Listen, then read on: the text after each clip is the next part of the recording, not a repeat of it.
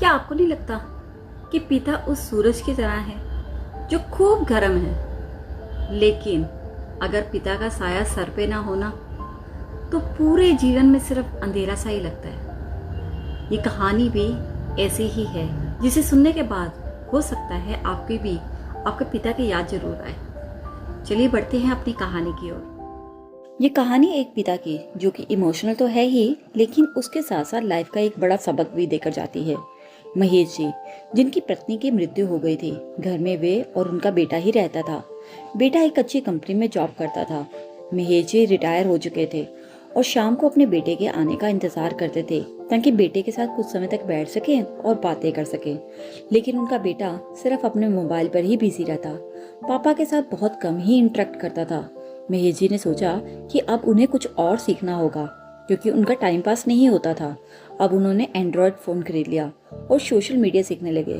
पर मुसीबत ये थी कि फ़ोन नया नया था और उन्हें फ़ोन चलाना नहीं आता था।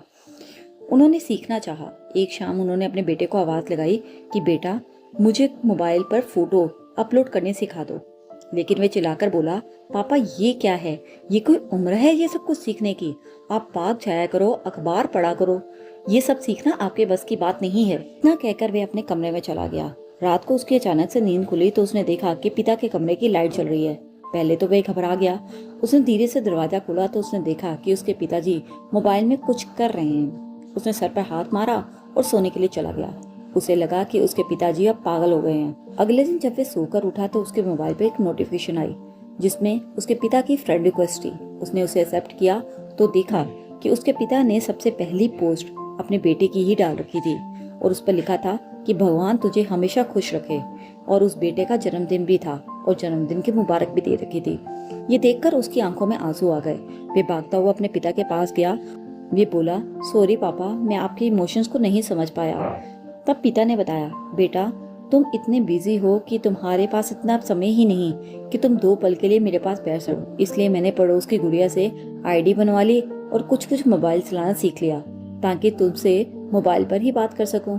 ये बोलकर दोनों ने एक दूसरे को गले लगा लिया। ये छोटी सी कहानी हमें यही सबक देती है कि पहले तो सीखने की कोई उम्र नहीं होती। दूसरी, माँ बाप की कदर करना सीखो, उनके साथ बैठो। अगर वे कुछ सीखना चाहते हैं तो समय के साथ उन्हें भी सिखाओ।